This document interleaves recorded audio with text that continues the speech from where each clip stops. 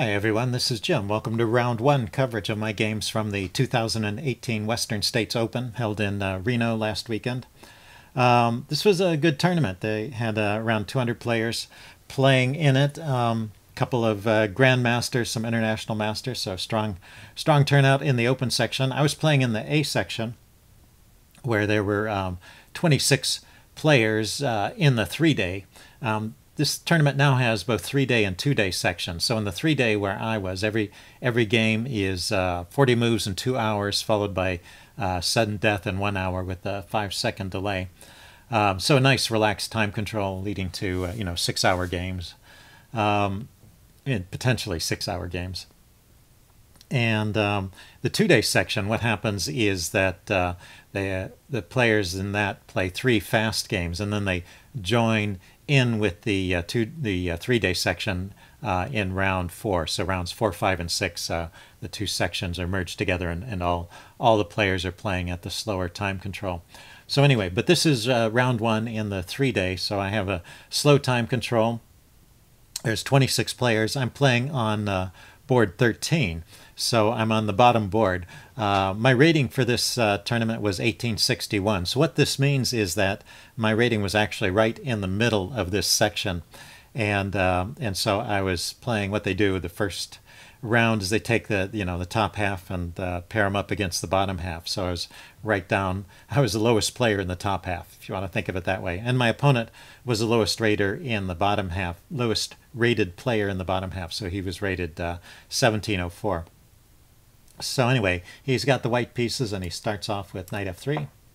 Go knight f6. So knight f3 is kind of a non-committal move, and knight f6 is also a non-committal response. I'm just waiting to see what kind of setup white is going for. He could go for a reti or queen's pawn opening or a English, and he chooses the English.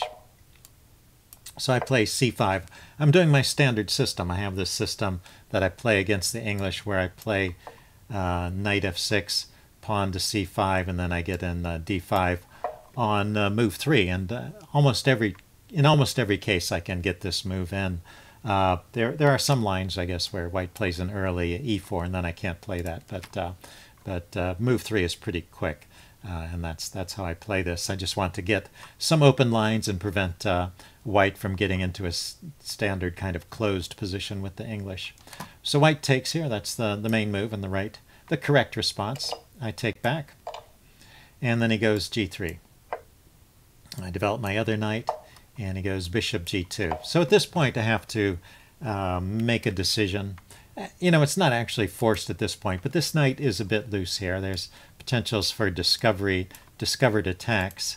And there are different moves that can be played here. The chess engine often likes the move knight takes c6, but I've tried that. It doesn't lead to a whole lot. It doesn't present white with many challenges, I guess is the way to put it. White is going to be fine on all of these lines, of course. After I take, white has a choice of taking with the b pawn and getting an extra pawn to help support the center, or he could take with a d pawn and maybe trade queens and simplify that way. So I usually play the move e6, just supporting the knight there. I looked this up in the opening book afterwards, and actually this is still a position that is in the opening book, and one of the top moves, maybe the top move, was knight back to c7. I thought this looked like an interesting way to play. Say white castles here, that's the most common response. Black can play e5. And now we've got a Meraxi bind position with colors reversed. It's like the Meraxi bind against the Sicilian. But so black is a move behind in the normal lines, but this is a kind of a slow setup anyway, so that loss of a tempo doesn't seem to matter a whole lot. And it looks like black can play for some advantage with this strong point on d4. So looks like an interesting way to play. But for this game, I just went with my usual move of e6. White castled, played bishop e7, and now white makes a mistake here. So probably the most accurate way for white to continue is to play d4. It's another way to bring pressure on this against this knight, because it's going to open up some lines here, and so that's the most accurate way to play. I think just castling is a good response here, and then white has a choice. So one example, one way to play is to take the knight here and take this pawn and just saddle black with an isolated queen's pawn position. Of course, black is fine here in this IQP. Black has got pieces developed, but one pair of minor pieces has already been traded off, so it's not the most favorable possible isolated queen's pawn position, but I think still playable for black. Another way white can go is to play the move e4 and kick this knight, and the knight drops back to b6, and then taking and taking, and this seems to lead to decent play for white. I mean, both these lines lead to a slight edge for white. White here has a choice of trading queens or moving the queen aside and bringing the rook out to the d file. So I think that's the way that white should play in this position. Here, but let's back up. So my opponent didn't play that move. He played e4 right here. And if you want to play e4, which kind of makes sense, kicking this knight away, you should at least throw in the move a3 first, because e4 allows this move knight to b4, and this is pretty awkward for white and actually leads to a significant edge for black. So anyway, he paused to think here, and he found a good move. This is one of the top engine choices. It looks weird, but you know, he wants to get some pressure on, you know, some counter to my knight hopping into d3, and maybe push the pawn forward to d3 himself if I'm allowed. So I need to act quickly here, and I could, of course, just play knight d3. That's one of the best moves here, and probably what I should have played. But this leads to this kind of position where I'm just sitting on it, sitting on his pawn here, and it's not so easy for him to chase me away. Although I guess he could try bringing the queen out right away, and pushing me back might lead to a position where lots of things get traded off. You know, I wasn't sure about that, and I was looking for a more active way to play. And so I came up with this idea, knight e5. And this is still okay for white, but it's a little bit complicated. So, I mean, I am still keeping that, still okay for me. I'm still keeping that edge, but it is a little more complicated. I had to worry about what happens if he plays f4 or a3. It seems in all of those lines I come out okay. The chess engine is recommending that black retreat the other knight back to e2 and gives black a slight edge. But my opponent played in a more interesting way, and I think a good way, a good practical way to play in over the board game here. He pushed on with d4. He's going to sacrifice a pawn here, but open up some lines while my king is still in the center and try and get some play that way. And now there's no more of my knight coming in here. He's got that square covered, so you know, he's not going to get positionally squashed. So I think a good practical decision from white. Let's see, I went ahead and took the pawn, and he goes knight b5.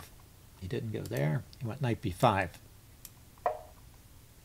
And then I just dropped my knight back to c6, defending the pawn. There's actually a more tactical response here that black has. So if you want to see, it's actually, I'll warn you first, it's not an easy one to see, but if you want to see if you can figure out a clever idea for black here, there is one in this position. Yeah, pause the video if you want some time to think about it. I'm just going to give the answer away now. The chess engine pointed this out. I didn't find this myself. Bishop to d7. I didn't even understand this at first, but here's what happens. It's just giving up this pawn. It's the follow-up move that is really the key here. The follow-up move is knight b5, or bishop b5. And now you see that, in fact, there's a pin. This queen is undefended on the back rank because of the two pieces on either side. So this knight is pretty firmly pinned there. And, well, the bishop is just hitting that rook, which has no squares. And, well, he can't drop the knight back because I just take the queen. He can't block with this knight because then I can take the knight. It's just, there's not a good answer here, and he loses the exchange. So pretty interesting tactic there that I missed. Okay, but I play knight bc6, and that leaves me with an edge still. He starts kicking my other knight around. I didn't respond right away. I wanted to well, I noticed I could play this move with tempo, queen to b6, hitting his knight, and I wouldn't mind if he takes my knight and I take his, because his pawns, I didn't think it would be easy for him to defend those pawns. I would grab that pawn right away with the queen and the knight on it, and then he doesn't have too much going on the f-file just yet. So that would be fine for me. So he defended his knight. That's a good move as well. And now I have to move my knight, so I move my knight out to c4. I was really thinking about pushing it into this square, perhaps, or bring it back to a5 in some cases. So good square for the knight. Now he pushes on with e5. It's interesting that in this position, you know, I can push this pawn forward with a check, but it doesn't seem to gain anything. He moves his king aside, and this pawn is not actually hitting anything. So I want to hold on to this pawn while I can and try and set up some sort of tactic where pushing that pawn forward will be more effective. And so thinking this, you know, thinking of holding on to the pawn and looking for ways to make it effective, that push, I played the move bishop to c5 with the idea that maybe I could push this pawn first and then drop this knight in here and provoke some trades that might be in my favor. That's what I was thinking. But that bishop c5 move was actually a slight mistake. I think I think all my moves up to this point were pretty good, but this move bishop c5 was a bit of a mistake. So one point here is that I can actually just castle. You might think at first, I thought for sure during the game, that this would lose the pawn. But if he tries to do something about it, for example, bishop takes c6, I take back with the pawn, and now if he takes with the knight, I will just pin it with the rook, and that's no good. That's just going to lose the knight in the long run, because after the pin he can defend it, but I can push this pawn forward. So, and he can't take with the queen because his knight is hanging and my queen is defended. So, and then pawn takes knight also defends my knight.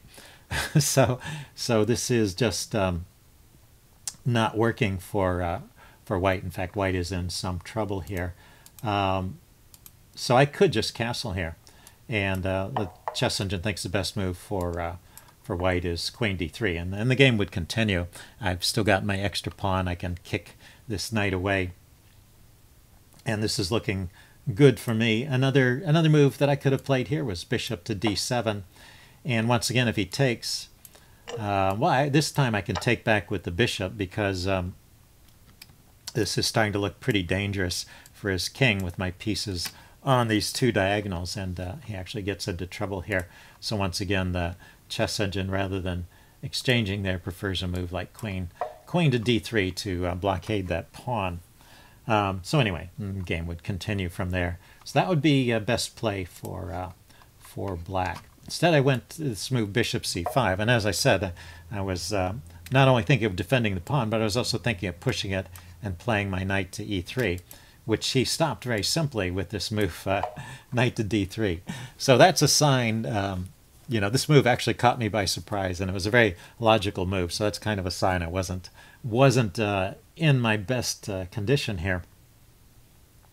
And in this position, I should really just drop my bishop back to e7.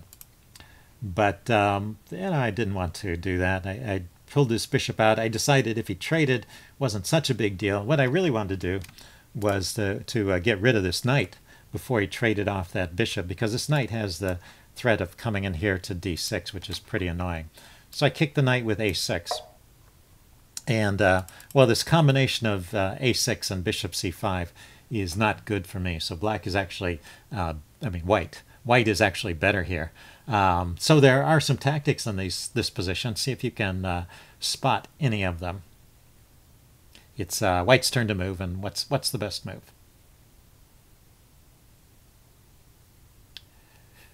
Okay, I'm going to give the answer away now, so pause the video if you want time to think about it. I think you should be able to spot some of these tactics. My opponent found one of them. Now I'll go with the one he found first. Knight to c5, check. Forks the king and the rook, and when I take it, then this knight comes in and takes the bishop. And this is a good position now for white. White is doing pretty well here. I can castle or play queen b6, but actually in either case, white has a slight edge. So from black being had switched around with this couple of weak moves from me and this tactic, and things have totally changed. It's interesting, though, that there was an even stronger tactic there than just the immediate knight to c7 check, and that is to start by taking on c5. And now, if I take back with my queen, then he's got knight c7 check, winning a whole rook. So I have to take this knight first. And then he can throw in bishop takes, and this comes with check. And now notice if I take with the queen, then he's got pawn takes pawn, which hits my queen and hits my rook. And that's a double attack. I have to save the queen, and then he grabs the rook in the corner. So that's sacking a piece but winning a rook, so that actually wins the exchange. So I probably should take with a pawn here, but then my d-pawn is just hanging. He gets that pawn back, and he gets his queen on this diagonal, so he doesn't have threats against his king. And let's see, the material's actually even here, but white's in good shape. So white is actually better here with quick development of this bishop. Well, I don't know, my knight is still causing a little trouble. I guess he kicks my knight away and then develops the bishop, and white is better there. So that would have been best play, although the way my opponent played it with the immediate check, knight c7 check, I took, and then grabbing here. White is also slightly better here. And here I should just castle. But I made a third mistake, I guess if we're counting. I just was annoyed at having to deal with this knight, and I wanted to kick it out of the way so that I could develop my bishop. The knight is covering all the squares that bishop might develop to. But after I played this move, he was thinking for a long time in this position, I realized that he has a pretty simple way to get a winning position. So anyway, there's actually a couple of good moves in this position, but see if you can find one. And pause the video if you want time to think about it. Yeah, so the move I saw that is just winning is queen to f3. Now, I had planned to meet queen f3 in general with this move, bishop to b7, but his knight, he hasn't moved his knight away, so he can just take that off, and then I'm losing a piece here. In fact, the best move here is to play something like knight b4, let him grab the rook in the corner. So this basically, I'm giving up the exchange.